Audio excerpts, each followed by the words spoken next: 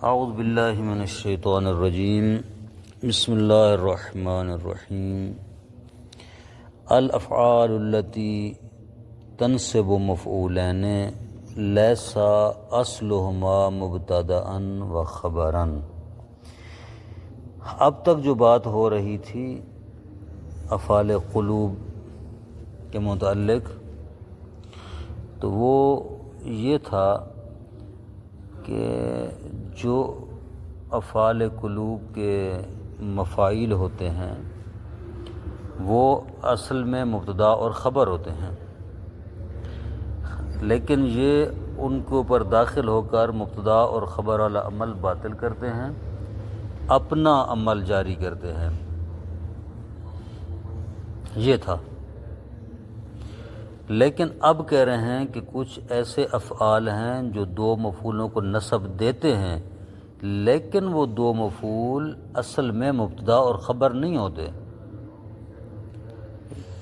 کہتے ہیں یہ کثیر ہے، یہی بات بتا رہے ہیں کہ الافعال التی تنصب مفعولین ہے، وہ افعال جو دو مفعولوں کو نصب دیتے ہیں، لیسا اصلہما مبتدأ و خبرا، ان دو مفعولوں کی اصل مبتدا اور خبر نہیں ہوتی، کثیرتن، وہ زیادہ ہیں، وہ افعال زیادہ ہیں۔ لا یمکن ضبط، ان سارے افعال کو ذکر کرنا ممکن نہیں ہے۔ وَأَكْثَرُهَا اسْتِعْمَالًا ہے، جو استعمال کے لحاظ سے زیادہ ہیں وہ یہ ہیں: آتا، کسا، رزقا، اطعما، سقا، زودا، اسکنا، انسا، حببا، جزا، انشدا، استثنعا الی آخرہ۔ فتعمل عملها، یہ افعال قلوب والا عمل کرتے ہیں، ہاں وہی عمل کرتے ہیں کہ یہ دو مفعولوں کو نصب دیتے ہیں، لیکن ان کے دو مفعول مبتدا اور خبر نہیں ہوتے اصل میں۔ الاصل فی المفعولین اللذین لیس اصلہما مبتدأ و خبرا، وہ مفعول جن کی اصل مبتدا اور خبر نہیں ہے وہ اصل میں کیا ہوتے ہیں؟ ان یقدم ما هو فاعل فی المعنی، یعنی جس کو مقدم کیا جاتا ہے وہ معنی میں فاعل ہوتا ہے، ٹھیک ہے نہیں، معنی میں یعنی لیس اصل مبتدأ و خبرا ان یقدم ما هو فاعل فی المعنی، تو وہ معنی میں حقیقتاً جو وہ فاعل ہوتا ہے۔ کسا اخوک الفقیر ثوبا، کسا اخوک الفقیر ثوبا، تیرے بھائی نے فقیر کو لباس پہنایا۔ کہتے ہیں وَيَجُوزُ عَكْسُ هَذَا التَّرْتِيبِ عِنْدَ أَمْنِ اللَّبْسِ، کہتے ہیں جائز ہے اس ترتیب کو تبدیل کرنا۔ کب جائز ہے؟ جب التباس کا خوف نہ ہو۔ ترتیب سے کیا مراد؟ یعنی ترتیب یہ ہوتی ہے کہ جو مقدم ہوتا ہے وہ فاعل ہوتا ہے، معنی میں جو فاعل ہے اس کو مقدم کیا جاتا ہے، جو معنی کے لحاظ سے مفعول ہے اس کو مؤخر کیا جاتا ہے۔ کہتے ہیں کہ اگر فاعل اور مفعول کے درمیان اشتباہ اور التباس کا خطرہ نہ ہو تو پھر آپ اس ترتیب کو تبدیل کرتے ہوئے مفعول کو مقدم اور فاعل کو مؤخر کر سکتے ہیں، مگر یہ کہ جو فاعل ہوتا ہے وہ ظاہراً فاعل نہیں ہوتا، کیونکہ ظاہراً دونوں منصوب ہیں، حقیقتاً معنن ایک فاعل ہے ایک مفعول ہے، ظاہراً دونوں مفعول ہے، تو لہٰذا جو حقیقتاً اور معنن فاعل ہوتا ہے اس کو مقدم کیا جاتا ہے، جو حقیقتاً مفعول ہو تو اس کو مؤخر کیا جاتا ہے۔ لیکن جب التباس کا خوف ہو تو اس ترتیب کو آپ تبدیل بھی کر سکتے ہیں، التباس کا خوف نہ ہو تو۔ فائدہ: الفقیر فاعل فی المعنی، یہاں فقیر جو ہے الفقیر یہ معنی میں فاعل ہے۔ کیسے؟ اذ ہوا آخذن، یعنی وہ لینے والا ہے لباس کو، پہننے والا، در واقع پہننے والا وہی ہے، پہنانے والا تو اخوکا ہے، لیکن پہننے والا کون ہے؟ الفقیر فقیر ہے تو فقیر فاعل ہو گیا نا جو پہن رہا ہے. والثوب ماخوذ اور ثوب ماخوذ ہے یعنی جس کو لیا جا رہا ہے یعنی مفعول ہے. پہننے والا فقیر ہے جس کو پہنا جا رہا ہے وہ لباس ہے. تو حقیقت میں الفقیر فاعل ہو گیا معنی کے اعتبار سے لیکن ظاہراً وہ مفعول ہے چونکہ منصوب ہے. یجب الرجوع الی الاصل واجب ہے اصل کی طرف رجوع کیا جائے گا. کب؟ متی التبس احد المفعولین بالآخر اس وقت جب دو مفعولوں میں سے ایک مفعول دوسرے سے ملتبس ہو جائے یعنی مفعولوں کے درمیان التباس اور اشتباہ ہو جائے کون سا حقیقتاً فاعل تھا اور کون سا حقیقتاً فاعل نہیں ہے بلکہ مفعول ہے. جب یہ التباس ہو تو پھر اصل کی طرف ان کو پلٹایا جائے گا.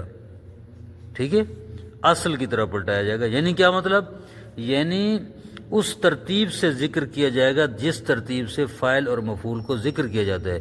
یعنی کیا یعنی جو حقیقتاً فاعل ہے اس کو مقدم کریں گے جو حقیقتاً مفعول بہی ہے اس کو مؤخر کریں گے لیکن ظاہراً دونوں مفعول ہوں گے. جیسے مثال دے رہے ہیں اعطى الامیر امرا بکرا امیر نے امر کو بکر عطا کیا یعنی امیر نے بکر امر کو دے دیا. تو یہاں پر الامیرو دینے والا ہے امرن لینے والا ہے بکرن وہ ہے جس کو دیا جا رہا ہے. تو اب حقیقتاً ان دو مفعولوں میں سے فاعل کون ہے؟ امر فاعل ہے جو لے رہا ہے. حقیقت میں فاعل وہی ہے جو لے رہا ہے. تو اس لیے یہاں پر چونکہ التباس کا خوف تھا امر اور بکر میں اگر بکر کو مقدم کر دیتے اور امر کو مؤخر تو التباس تھا کون سا فاعل ہے کون سا لہٰذا جو مقدم ہوگا اس کو فاعل سمجھا جائے گا ایسی صورت میں. لہذا امرن فاعل ہے بکرن. دوسرا مقام متا حسر المفعول جب مفعول میں حسر کیا جائے ما اعطیت الصدیق الا کتابا میں نے دوست کو نہیں عطا کی مگر کتاب. تو یہاں پر کتاب کے اندر جو ہے حصر کیا جا رہا ہے یعنی صرف میں نے اس کو کتاب دی اور کوئی چیز نہیں دی. تو یہاں بھی الصدیق بھی ظاہراً منصوب ہے کتاباً بھی منصوب ہے چونکہ حصر ہو رہا ہے مفعول کے اندر اس لیے جو پہلا منصوب ہوگا وہ فاعل ہوگا حقیقت میں جو دوسرا مفعول ہوگا وہ حقیقت میں مفعول بھی ہوگا. تو یہاں پر دینے والا میں ہوں اعطیت تو لینے والا کون ہے الصدیق تو لہذا حقیقتاً یہی فاعل اس کو مقدم کیا گیا ہے. متا کان الاول ضمیرا والثانی اسما ظاہرا جب پہلا مفعول ضمیر ہو اور دوسرا مفعول اس میں ظاہر ہو تو اس وقت بھی اصل کی طرف پلٹایا جائے گا یعنی پہلے والا حقیقت میں فاعل ہوگا دوسرے والا مفعول ہوگا. وَهَبْتُكَ دِرْهَمًا میں نے تجھے عطا کیا تجھے ہبہ کیا درہم. وَهَبْتُ میں تو فاعل ہے کا مفعول اول ہے درہمن مفعول ثانی ہے. تو ان دو مفعولوں میں سے کون سا مفعول در واقع فاعل ہے کوئی کا ضمیر لینے والا. وہبتوں میں تو دینے والا ہے کا یعنی تم لینے والے درہمن جس کو لیا جا رہا ہے. تو جو حقیقتاً اور معنن فاعل ہے وہ کا ہے اس کو مقدم کیا گیا ہے. کہتے ہیں یاجب العدول عن الاصل اصل سے عدول بھی کیا جا سکتا ہے.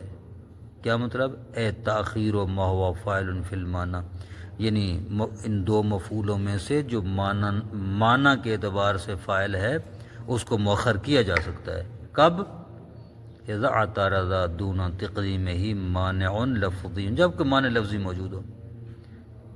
کما لو اشتمل علی ضمیر عائد علی المفعول الثانی کب مثلا جب مفعول ثانی پر ایک ضمیر موجود ہو جو ما قبل کی طرف پلٹ رہی ہے تو اس وقت اس کو مقدم کیا جائے گا، جیسے اعطیت الکتاب صاحبہ۔ خوب، یہاں پر اعطیت فعل ہے تو فاعل ہے، الکتاب مفعول دوم ہے در واقع، صاحبہ مفعول اول ہے۔ خوب، تو یہاں پر کیوں مفعول دوم کو مقدم اور مفعول اول کو مؤخر کیا گیا ہے؟ ہاں، حالانکہ صاحبہ جو مفعول اول ہے یہ حقیقتاً فاعل ہے، لینے والا ہے کتاب، اور کتاب وہ جو دی جا رہی ہے، تو جو حقیقتاً فاعل ہے اس کو مقدم ہونا چاہیے تھا، یا مؤخر کیوں کیا ہے؟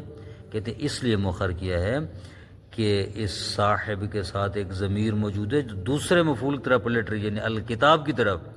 تو اگر الکتاب بعد میں آتا اور ضمیر پہلے آتی تو ضمیر کا اپنے ما بعد کی طرف پلٹنا لازم آتا، جو جائز نہیں تھا، لہٰذا الکتاب کو مقدم کیا گیا ہے اور صاحب کو مؤخر کیا گیا، تاکہ جو صاحب کے ساتھ ہو ضمیر ہے وہ اپنے مرجع کی طرف اس کا پلٹنا درست ہو جائے۔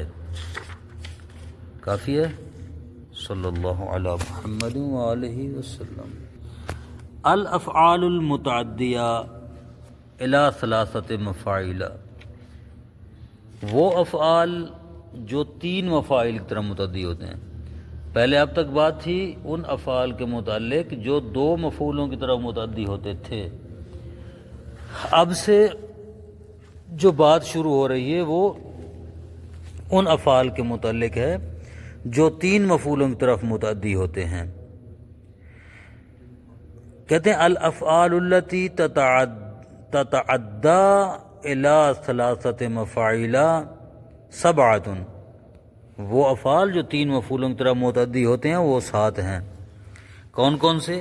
ارا، اعلم، حدث، خبر، اخبر، انبأ اور نبأ۔ جیسے یریہم اللہ اعمالہم حسرات علیہم، یریہم اللہ، اللہ تعالیٰ نے ان کو دکھا دیا ان کے اعمال کو، ان کے اوپر حسرت۔ تو یہاں پر یری فعل ہے، اللہ فاعل ہے، ہم پہلا مفعول ہے، اعمالہم دوسرا مفعول ہے، حسرات علیہم تیسرا مفعول ہے۔ فوائد الاولی المفعول الاول یکون اسما مفردا او ضمیرا، پہلا مفعول اسم مفرد ہوتا ہے یا ضمیر ہوتی ہے۔ اما الثانی والثالث فاصلہما المبتدأ، اصلہما مبتدأ و خبر، دوسرا اور تیسرا مفعول جو ہیں وہ اصل میں مبتدا اور خبر ہوتے ہیں۔ کل ما حقق لمفعول علم و ارا، مفعول ثانی اور ثالث جو ہیں یہ اصل میں مبتدا اور خبر ہے۔ دوسرا فائدہ کل ما حقق لمفعول علم و را من الاحکام یحقق مطلقا للثانی والثالث من المفاعل، کہتے ہیں جو احکام عالمہ اور رعا کے دو مفعولوں کے لیے ہوتے ہیں وہ علمہ اور آرا کے دوسرے اور تیسرے مفعول کے لیے ہوں گے۔ فیجوز الغاء العامل بنسبت الیہما، پس ان دو مفعولوں کی نسبت سے، یعنی دوسرے اور تیسرے مفعول کی نسبت سے عامل کا الغاء بھی جائز ہے۔ اور جس طرح انہوں نے کہا تھا کہ اگر افعال قلوب کے دو مفعولوں کے درمیان عامل آ جائے ہاں تو وہ عمل سے باطل ہو جاتے وغیرہ، کہتے ہیں یہاں پر یہ ہے کہ دوسرے دو مفعولوں کے درمیان عامل آ جائے تو اس کا عمل باطل ہو جائے گا، جیسے زید اعلمتک قائم، اعلمتک، اعلم تو فعل ہے جو تین مفعولوں کو چاہتا ہے، کا پہلا مفعول ہے، زیدن دوسرا اور قائمن تیسرا تھا۔